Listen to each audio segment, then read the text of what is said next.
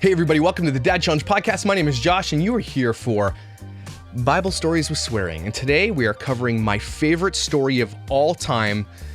Thank you for joining me on this channel, for taking this journey with me. Although hardly any of you watch these videos, I just think that they're important because they tell a story and people can hear these stories and it's just a fresh way of telling stories. And so I think that thank you for watching these stories. If you love them, I'm hoping to continue doing them. They do take me a long time. But today I have like a request of you. If you want to support Bible Stories with Swearing, because these videos overall take me the most time to do, and I get paid nothing for them. And I'm not saying I want to get paid for telling the Bible stories, but if you want to support Bible Stories with Swearing, all you have to do is make sure you watch all the commercials. That's one.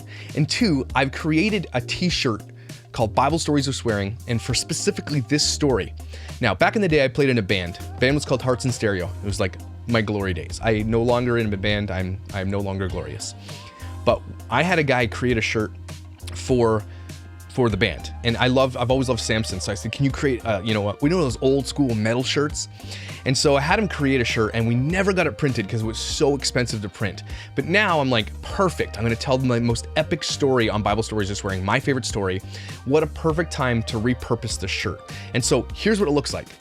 And so if you're into metal shirts, even if you're not, if you want to support Bible Stories with Swearing, this shirt is a conversation starter.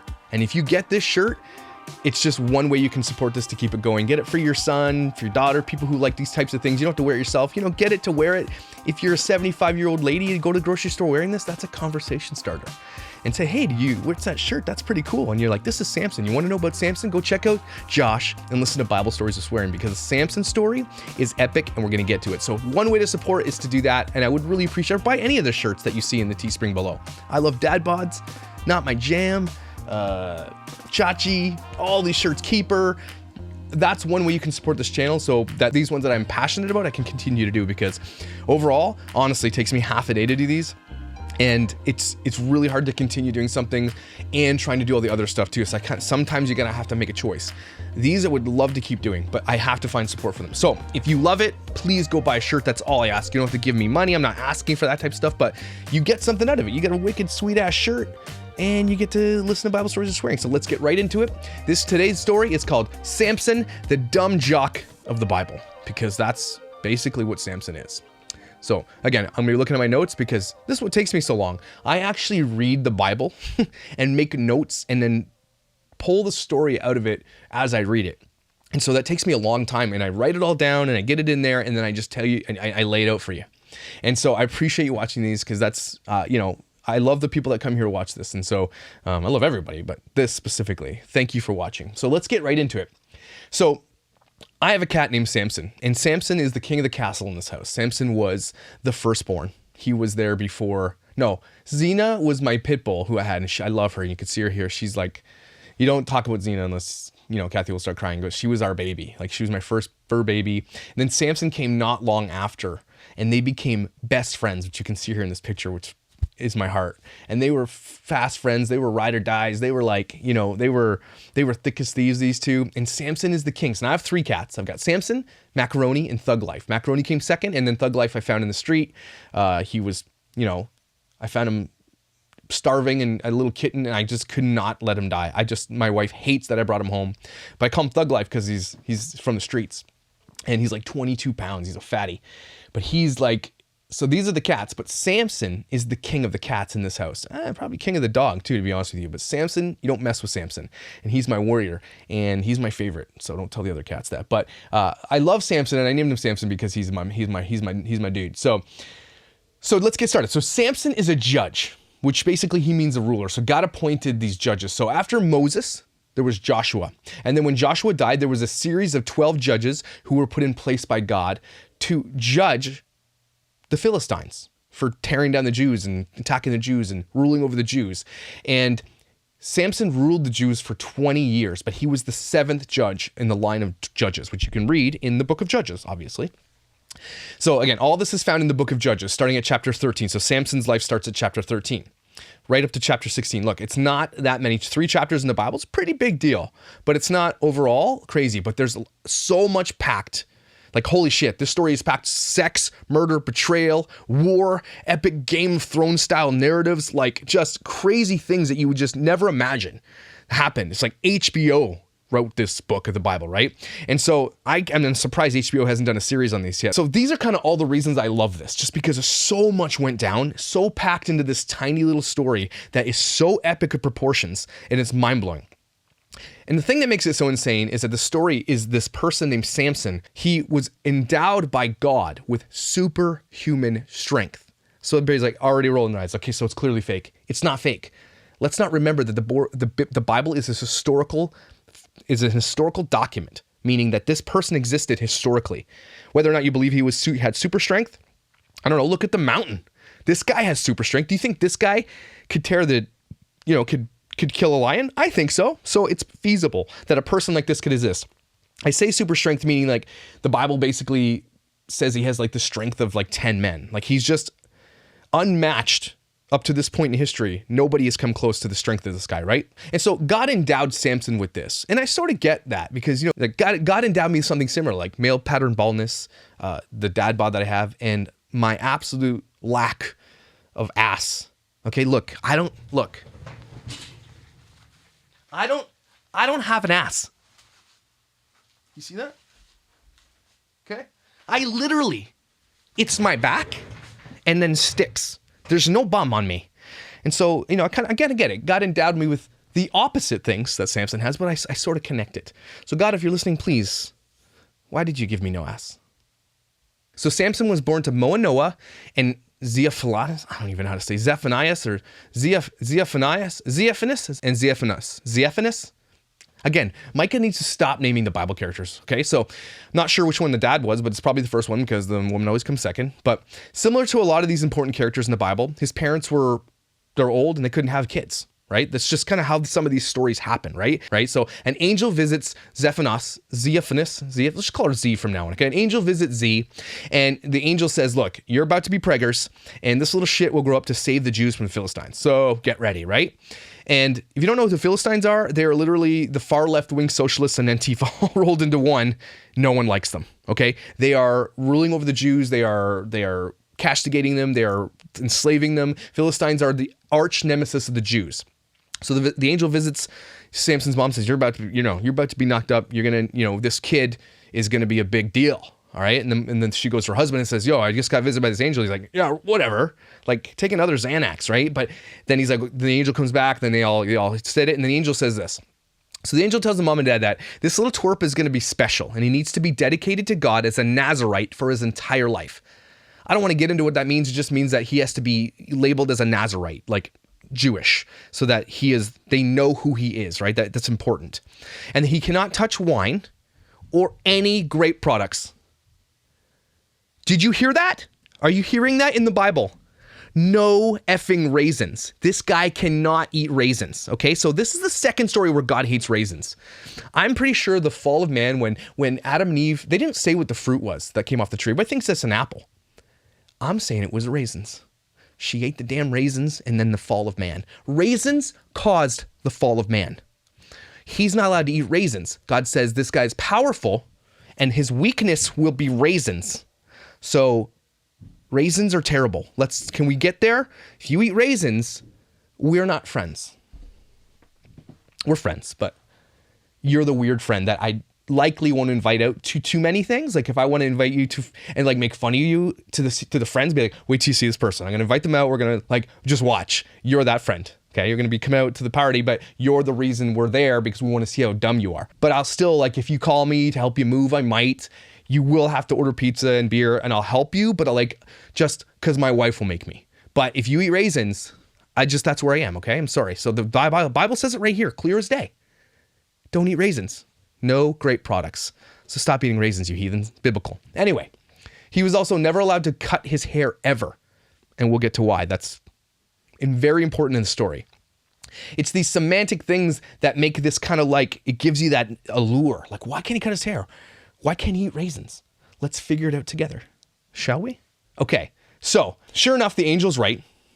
She poops a baby out and she names him Samson. Not because the angel said, but because she did. And here's the funny thing. She named him Samson, which actually means wall and protector.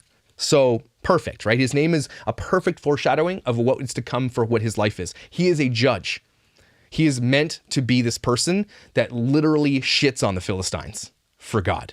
Samson's growing up, and early in his life, he's super strong, starts realizing it, and just is, even as a young man. And in the Bible, as a young man, when you turn 13, you're a man. You're basically getting married when you're 13. I can't imagine my 14-year-old son getting married. I'm like, so in the Bible, it was just different. So 13. So one day, Samson was in some town named Timnah, and he sees this Philistine girl, okay? This girl has no name in the Bible. And dude, as a Jew, you cannot be seen to be mixing with Philly girls. Their thoughts. Don't mix with them. They are like the twerking girls on TikTok. Do not associate with them. They are not for you, okay? They are dirty.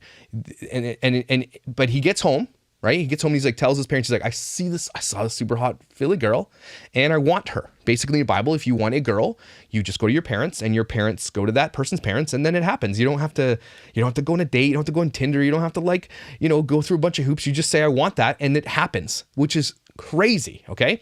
So, but he gets home, he tells his parents, blah, blah, blah. And then he says, go get her for me. Like, okay, spoiled rotten. This is one of those spoiled rotten kids, you know it is, because he's their jewel. They weren't able to have babies, and then finally they were, and it was visited by angels, so he's special, right? He's very special. And they're probably pretty wealthy, this family that Samson lives in. Like, so he's a spoiled rotten Chad. You know those guys that wear the loafers and the shorts and are like, I'm going to call my dad, he's a lawyer? That's who Samson is, basically. But he's a jock. Like, he's badass.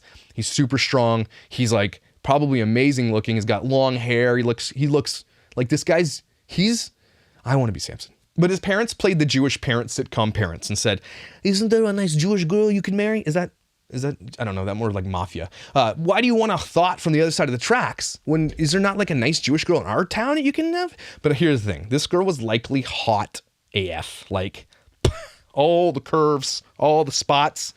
Even though she's wearing like one robe thing, she probably was like mint, right? Mint. I go back sometimes, I think that the beautiful women that I see in this world today, and how many people that have existed over time. And if you believe what the Bible says, it comes from Adam and Eve. Could you imagine how utterly gorgeous and beautiful women were back in the day if they're like the beginning of it all? Like, I can't even imagine how just dropped, like Dave's a douche. He sees Bathsheba and he's a king. He can have anything he wants. He sees this girl on the rooftop. So these women must have just been like, yes, I need a drink. Anyway, I'm just saying she was probably super hot. So it didn't matter that she was Philistine, because that was a no-go. That was verboten back in the day. So the Bible says that Samson said, get her for me. She looks good to me. That's literally the phrase. She looks good to me. I want her. What an asshole. Anyway, so a weird plot twist is that God had his hand in this. So this was something God did. He wanted this to happen. And so this is where it's going to get hard to square something in a minute, because God set in motion this thing. He put the desire in Samson's heart to want this girl, right? And Samson's like, I want her. That's what I want. The end. And parents reluctantly said, okay. And so God set this plan in motion, because this is where it would start to set in motion what was going to happen to the Philistines, as Samson being the judge over them, okay? So Samson, it's funny, because the next phrase, the next chapter, he's walking through the woods on the way to this town. His parents are probably on the road over there. He probably just went up to the woods to have some fun or take a shit or something. And a lion attacks him. An effing lion. Like, why do you live in a place where lions are just coming out to attack you? Like, okay, anyway, that's the thing. But this is Bible times, right? So if a lion comes at me, I'm dead. I'm dead. Like, I'm just going to drop to the ground, just eat my face. Do whatever you got to do, I'm dead. But he literally becomes empowered by God and tears the lion apart from its jaws, just goes and rips this lion and kills it and just like drops on the ground. I'm like, cool. And then he just realized right at that moment, like this is the moment where in the superhero story, the origin happened. He realizes, holy shit, I have super strength. He now understands that his power is like, he felt that it was from God, and he's like, these things come at him. He just doesn't have it all the time. It's, it could be argued that he doesn't have it all the time, that only when God comes on him that the strength hits. And the Bible says he tore the jaw apart like it was a young goat. I mean, this is a full effing lion, okay? A quick Google search tells me that a lion has a 650 PSI of power in its jaws, okay?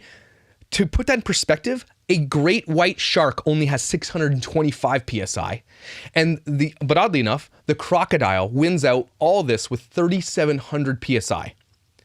So don't move to Florida, because that's where they live. So I'm just telling you, 650 pressure what is it, something per square inch? Is it pressure per square inch? That is insane. I couldn't do that. I couldn't, like, that is crazy. Maybe one day we'll go do a video on how much strength it would take to pull apart 650 PSI. And so that's the lion. He just destroys it, and he demolishes the lion, walks out of the vineyard like nothing happens, and doesn't tell anybody about it. He just like probably gets back in step with his parents. Like, where were you? Oh, it's just taking a dump. It's got blood all over him. But it's Bible times. That's kind of normal, right? Like, dude, if my teenager makes like a shitty TikTok, it's like, watch this TikTok, and he shows me like he's a superstar, and I'm like, this is the dumbest thing you've ever done. How could you hold that from your parents? I don't understand how he does it. Anyway, so he doesn't tell anybody, but I would be Instagramming the shit out of that. I'd be taking pictures of it and be like, look what I did, yo. To be holding up the eyeballs and the jaws and like the teeth, put my head in the lion. I'd be like, hey, that's like, you're going to get some views on that. So like, I would do that, but he keeps it quiet. And the Bible doesn't really explain why, but sort of does, I guess, because he just doesn't. In the next part of the chapter, they get to Timnah, and he walks up to the hot Philly girl and is like, I like her. He talks to her and he's like, cool, I like her. And then they start the wedding planning. That's all. You just had to talk to her and be like, hey, this is happening. That's kind of how it went down in the Bible days. You look at a girl, you like her, you talk to her, the parents make it all happen, right? She must have been some kind of hot though. Cause like, if you imagine Samson, he comes from a wealthy family. He's like, you know, he's got everything, and he sees this girl, and she's verboten. He wants her. She's hot. Okay. She's Alexander Diodario hot. Like, okay. It's just, that's what I'm saying. Chapter 8, it says, I'm going to read this out for you guys. Chapter 8 says, when he returned to Timnah for the wedding, so they just left a whole bunch of stuff out. So I guess he comes back to Timnah. They make agreement with the parents. He's going to marry this girl. He went to see the lion he killed on the way back to Timnah, on the way to his wedding. And in the carcass of the lion, it was full of bees that were making honey. And he scoops the honey out of this dead lion carcass and just starts eating it, and just goes on his merry way. Gives his parents some honey, and they're all eating it. And let me just say this. This is why you don't eat anything that your child brings to you, okay? Just be careful, because your kids are like, hey, try this. And you're like, what is this? What am I eating here? So just don't take anything your kids give you. So, but he still kept silent on the lion. He didn't say anything, didn't where you get the honey. He just gave his parents some dead lion carcass honey, and then no one asked questions, whatever. But this is why. So they get to the Timnah, and they're making the final wedding arrangements. By the way, there's no mention of this girl's name ever in the Bible. She does not mention a name. Okay. So during that time, instead of a weekend of debauchery like we do now in Vegas with strippers, STDs, drunken adventures, and all that stuff, it was custom for Samson to throw a party for 7 days. And the bride's parents set him up with 30 other bros to party with. Like, it's just weird. Like, here's 30 guys, go party. And so he had to do this party. So this is a huge bro fest going down. It was getting slammed. They're playing like beer pong. They're just telling jokes. They're partying, eating, all this stuff. And then they're all probably sitting around drinking. And Samson says, I'm going to make y'all a bet. Okay. They're all having fun. They're all getting to know each other. If you can solve my riddle, I will hook you up with some fresh threads. Like 30, he said, 35 new robes, and then 35 like party robes. Like, he's going to give them some fresh robes, which is like worth a lot of money back in the day. Right? He says, if you can solve my riddle, I will hook you up. If you cannot solve my riddle, you have to give me the same in return. Right? So he's first of all, this is why he's a jock, because he's super competitive in everything he does. He's very probably athletic, probably looks the case. He's just, in everything he does, he's competitive, and I'll tell you why. So can we just stop there for a second? So the Bible times knew how to party. They knew how to party back in the Bible times. Can we at least agree on that? Nowadays, you spend $20,000 on a wedding with a bridezilla and some overpriced venue to show how cool and rich you are. And then, guys hate going to weddings. Can we say that? Like, I only go to weddings with my wife because I know as soon as we get home or back to the hotel room, there's things happening. Like, weddings, for whatever reason, make your wives like happy to do things. So that's the only reason I go to weddings. Anyway, this is a different time. Let's go back to that time. 7 days of partying and all that stuff. Let's just do that. That sounds way more fun, because today's weddings are super lame and boring, and I hate them all. So unless you're getting married and I love you, then I'll go and I'll just be like, yeah, this is really nice. Even though like it's the same wedding I've been to 48 times. I digress. If you're gonna have a wedding, can you please take some advice from me? I shot weddings for like years and years. The best weddings happen people's backyards with good parties, not the flashy garbage and the expensive fancy food. If you have a wedding with all you can eat Chinese buffet, I am your best friend forever. That's all you need to do. People, keep it simple. Give people what they want, Chinese food. So they all agree in the bet, and Samson lays out the riddle. And here's the riddle. Out of the one who eats comes something to eat. Out of the strong came something sweet. Okay, so first of all, come on.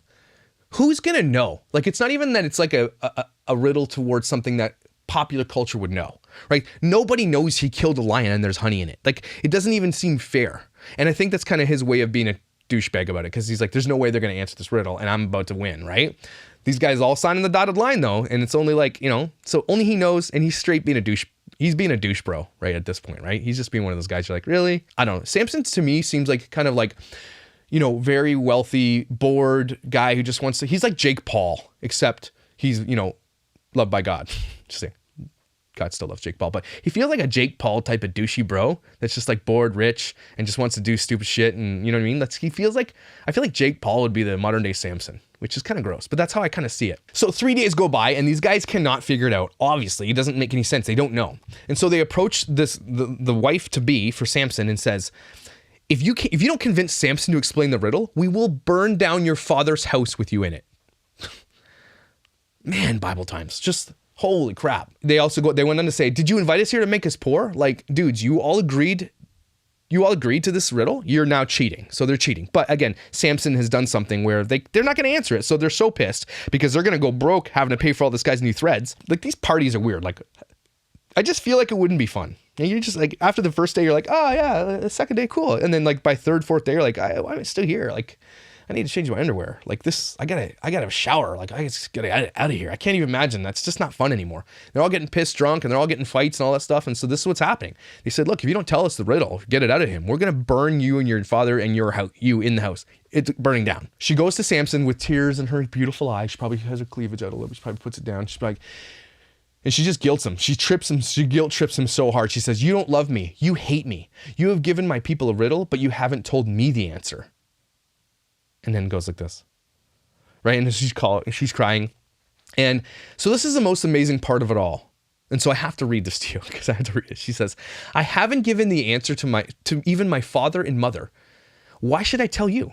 So she cried whenever she was with him and kept it up for the rest of the celebration. 7 days. Oh, it's like it's 4 days from this point, right? At last, on the seventh day, he told her the answer because she was tormenting him with her nagging. Then she explained the riddle to the other guys. So she literally nagged him and cried for 4 days. And he's like, okay, here's the damn thing. Just leave me alone. The power of nagging. Okay. My wife will nag me. And she's like, and this is what she'll say. I'm not nagging. I'm just saying. Okay. I hear what he's saying. I'm like, okay, she's just bawling her eyes out. She's killing the vibes. And he finally tells her the thing. Anyway, so it gets so good, right? She literally nagged him so hard. Like, they haven't even been married yet. And already I'd be like, WTF, man, maybe you don't want to marry this girl before you, if I was a friend of Samson, I'd be like, dude, I mean, you don't even know her. Maybe she's like weird. Maybe you should just take a step back, rethink this, bro, just friend to friend, bro, mano a mano, just maybe not. Okay. So that gets so good from this point. So they come to him with the riddle, the answer. Obviously Samson knows where they got the answer from because he's the only one who knew the answer. And then the Bible says this, if you hadn't plowed my heifer, you wouldn't have solved my riddle. Oh gosh, you could not say that today. You would be canceled, like hardcore canceled. And I'm like, what? So damn, man, Samson is such a Chad. Like, so this is a perfect example that even though you're empowered by God and loved by God and used by God, you can still be a complete Chad bro douchebag. So that's what happened here. He's like, you know what? If you hadn't plowed my heifer, you wouldn't have got the answer. So he's super angry. So out of the blue, Samson's like, fine, I lost the bet. He goes down to another town. He kills 30 men, steals all of their shit, and pays off these asshole cheaters. He literally just killed 30 people. So he is so competitive that he killed innocent men to pay off his debt. Like, okay, this is where I start getting a little bit like, really? So God is using this judge to come at the Philistines. And this is how it goes down. He kills 30 innocent men. That to me, that gets to me. That's like God planned this in a way, like he knew this was going to happen. So it just really gets really hard and difficult to answer. It's like, why would God allow Samson to kill 30 innocent men to steal their garments? But here it is. He killed 30 Philistine men. So he's still judging the men by killing them. So I guess it's kind of justified in a weird biblical godly sense that we'll never understand. So he killed 30 more Philistines, which was part of the reason he existed anyway. So he was so pissed. He went back with his parents. He left his bride to be there and went back. I think he assumed that she was his wife and went back with his parents. He got so mad. He's like, I need a breather. I need to get away. I'll come back later. And so, but I think his bros were probably like, dude, you dodged a bullet, man. You're out of there. You get out of here. So this is where it gets weird. He goes back in the next chapter and he goes to during the wheat harvest, which is an important part of the story. And Samson took a young goat as a present for his wife because he assumed they were married. I mean, like, he must be stupid, is what I'm saying. He must be super dumb, because how would you not know you're not married? Like, did he just assume it just happened? I don't know what, there's so much laziness here that's in this storytelling. Like, did you get married? Did you not? He thinks they are, right? So he says, he shows up to the house, knocks on the door. Dad comes out. He's like, I'm going to go to my wife's room and sleep with her now. I'm about to get it on. I need to get laid. Let's do this. But her father says no, and would not let him in the house. He's like, oh, dude. Oh, sorry. Totally thought that you didn't get married, and so I gave her to your best man. My bad. I thought that you were so angry with her for what she did to you, but the Riddle thing, that you didn't want her anymore, so I just gave her away to the other guy. Just, whoops. But here, I got a super hot other daughter. Why don't you have her? She's here. And can you imagine the other daughter's like, Dad, what the F? No. She's probably like, Dad, get lost. This guy's a total asshole. Like, Bible times, literally, women were commodities. They were just nothing. They were just traded. They were given away like nothing. Which is why, and this is a narrative. Like, I'm going to take a little pause here. This is why the modern world sees this narrative so hard to digest in the modern day church. Because a lot of churches still run their shit like this. They still believe that women are nobody. They can't speak. They can't be leaders. It's just ridiculous. And churches use these types of narratives to justify it. But you got to understand the time this was written. That was just the way it is. And so churches who still hold on to these types because of stories like this need to stop. I just don't believe you can put God in a box and tell God who he can use and who he doesn't want to use. So that's another video for another day. Women in leadership in church. It's going to be a fiery video. Anyway, Samson is pissed because the other guy is banging his wife, his best man. And then he says this, like the music changes. Okay. And like the light goes dark, the scene darkens. Like it's just kind of like at his house, like twilight, like there's one porch light on and he's like, what? And then the music goes dark. And it's like, I mean like Batman. It goes just a little, everything shifts, gets a little bit colder. He's like, this time I cannot be blamed for everything I'm about to do to you Philistines. The dad was like, whoops. Then, Samson probably like flicks his cigarette and he walks away in slow motion. Dad's just sitting on the porch like, I don't think this is going to be fine. The dad's name is Hank, by the way. I'm like, Hank, you idiot. You are a moron. Your daughter's in there crying because she thought you were going to give her away to this douchebag. And Samson is literally a god amongst men. And everybody knows this guy's not to be messed with. So Hank, you messed up, dude. You are an idiot.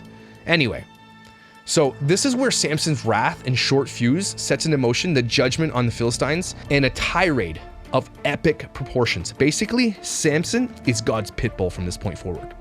Everything had to happen at this moment to tip Samson over to say, shit's about to go down.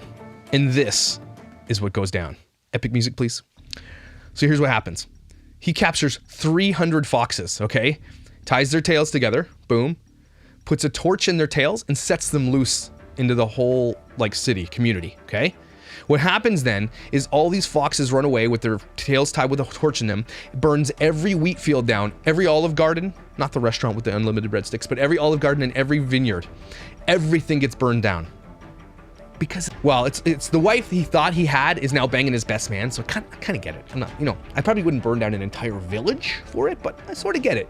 God needed to use this type of guy and use this type of narrative to set this off. It's really crazy. So the whole place burns to the ground. Philistines come out, wake up in the morning, the whole place is burned to the ground.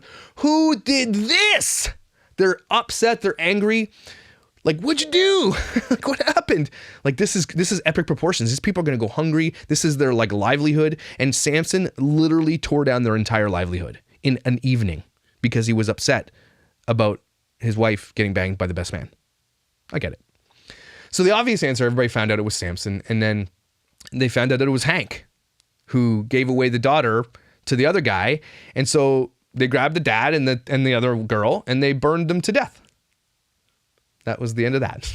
And they just said, oh, well, you did it, you're dead. So they burned them to death in punishment for what Samson did, right? That's how you did in the Bible. And if this is a show on HBO, tell me you're not watching this. Tell me you're not glued in for you are binging this. You are not going to bed. You're up, it's 11. You put the pilot episode on. This is where the pilot episode ends and you're like, oh shit, now you're up till 4 o'clock in the morning watching this whole show. That's what's happening here. You're going to get some snacks. You're going to go get some drink, some Arnie Pommy, maybe some popcorn or some Doritos. I don't know. Maybe you make a sandwich or something what's good? Peanut butter and bananas, maybe a little toast, maybe make a grilled cheese. Whatever you're doing, you're getting ready for the next 10 episodes because you are not going to be able to stop watching this. And you got to get up for work at 7 a.m., but you don't care. That's how good this is. And so let's enter into what happens next. Samson puts it out to the world. He's like, guys, he puts it on social media, puts it on Twitter, Instagram. He's like, this hasn't even started yet. You think that's nothing compared to what I'm about to do to you guys. Like, it's on. Like, this is YouTube drama to the next level. Like, this is like PewDiePie taking on Jeffree Star, right? This is about to get crazy. Jeffree Star is the Philistine, by the way. This is an insane level of revenge. And so he says to everybody, like, this isn't even finished yet. And so it just says he attacked the Philistines in Ged and killed many of them. So basically it looks like he's going into these cities and just killing Philistines. And he's just like, he is literally unhinged. He's literally become a serial killer in where the Philistines are living and killing them. Doesn't go into detail how he did it. He just did it. And then the Bible says he went and lived in a cave. He just went and stayed in a cave. So he did a bunch of killing, probably went and took a break. He's like, he's frenzied. Like, this guy is a murderer at this point, right? So the Philistines attack Judah, and Judah's like, what the F? Why are you attacking us? What do we do? And then the Philistines said, we want Samson. Like, it's so on, bro. Like, what did he do? He's killing everybody. He's burned our fields down. Like, we want him. So 3,000 men of Judah said, okay, chill, guys. Philistines, wait.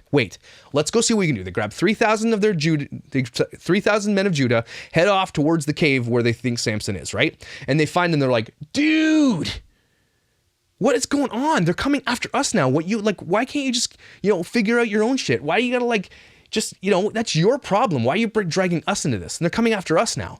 So these guys rule over us, and you're like making it terrible. We're all gonna die if you continue to do this. So you can't be doing this shit, bro. Like, come on, what are you doing?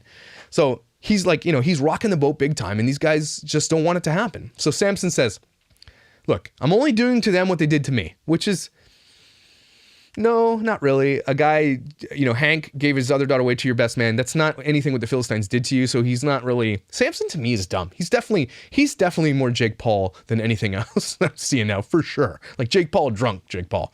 So, but we cannot forget, God has his hand in this the whole time. Don't forget it, okay? This is important. So his own people said, look, dude, we're here to tie you up. We're going to hand you over. We can't allow you to destroy us. You're one of us, but you got to be real about this. We got to take you in. So Samson says, okay, I'll come with you. Promise me you won't kill me. Because he had a plan, right? He knows who he is, right? How do these guys not know at this point that this guy's like, I guess it hasn't really been revealed yet that this guy has superhuman strength, that he's literally a superhero. So he's like, okay, you guys can tie me up, but don't kill me. They agreed. They tie him up with new ropes, it says, and they took him in. So as they're approaching the Philistines, they're all laughing like, yeah, boy, now what you gonna do? And they're all like in this face like, yeah, this meme here. And they're like, now what? And they're like, you stupid douchebag, you got caught by your own people. They're laughing at him, making fun of him. They're celebrating. And they're like, this is like levels of beef that shouldn't even be possible. This is like Biden versus Trump beef. Like, these people want him dead. And they're like celebrating because he's been captured. He's coming into the town and he's like spitting on him, throwing rocks at him, and he's walking through the town. And as he approached, it says the Spirit of the Lord came upon Samson, and he snapped them. He just snaps the ropes like they're spaghetti, and literally just fall off him. Like, it's like, like the ropes weren't going to do anything. And then this is the most epic scene in all of the Bible, in my opinion. The most epic thing that you were ever going to hear, even in the world, maybe, of historical battles that went down. This is probably one of the most historical, epic battles of all time. And here's what went down. Battle music, please. Let's set the scene. So he drops the ropes. His people fall back like, we're out of here, bro. Let's peace out. Like, let them deal with them. They're all running away. They're not going to help him. Samson's standing there. He probably has no shirt on. He's probably ripped. Probably sweating a little oil, like Rambo oil. He's got his hair flowing. He's got his muscles bulging. And he's just got that smirk like this. And they're looking at him like, this guy's an idiot, man. He must be crazy. And so they're going to come after him, right? So we're setting the scene here. Like, the smoke starts happening. It's getting a little bit darker. Put the lights on him still. Like, those Hollywood movies, it's like it's dark out, but it's like, where are the light? Why are there lights over here? Anyway, so he's just standing there glistening, ready to fight, right? And these guys are like, all right, let's take this guy down. They come after him. He finds the jawbone of a dead donkey, rips it off the carcass, stands there ready. He's ready to go. And they're like, did he just rip the head off a donkey? Like, what's he gonna do with that? They come after him, and the most epic battle scene of all battle scenes of all time, he kills 1,000 men with the jawbone of an ass. Could you imagine the scene? Could you just imagine? He's like, and like the battle scene is like, there's like screaming and like people dying, and there's like, he hits them, their skull crushes, their eyeballs fall out, their nose falls off, their arms are off, he's hitting them in the stomach, he's ripping out their entrails, their spines are coming out, their heads are coming off, just blood everywhere, right? Like, holy shit, this is the most epic thing you've ever seen. He kills, just think about it, 1,000 men he kills with a bone. 1,000. Like, 1,000. I'm just saying, I have to say that. So then the aftermath, the scene sets, the smoke is settling, and there's just blood, death everywhere. Guys are like, and he's just crushing their skull, he's stepping on him as he walks towards the camera like this. He's just probably sitting there breathing like, drops the jawbone, smiles, end scene. Like, and you're just sitting there watching this on HBO like, holy shit. Okay, this is, if you don't think that's the most epic thing you've ever seen in your life, you're wrong. And then he says this, you know, goes into like probably more like a, you know, a voiceover on, you know, over while it's going over the scenes of all the dead people on the ground, all the guts and piss and shit everywhere, and like eyeballs and spines and legs and everything, and blood just coated the field. And then it's probably like his voiceover in this voice like this, like, with the jawbone of a donkey, I've piled them in heaps. With the jawbone of a donkey, I've killed 1,000 men. Shit, did you get shivers? I did. Like, could you imagine? That's what he says. And then when he finishes this boasting, the Bible says, he throws away the jawbone, and the place was named Jawbone Hill. Like, yeah, of course it's named Jawbone Hill. Like, of course that's it. He literally, unfathomable how much power this guy must have had. Invincible, almost, right? So this guy's like a legend of battle. Don't mess with Samson from this point forward, okay?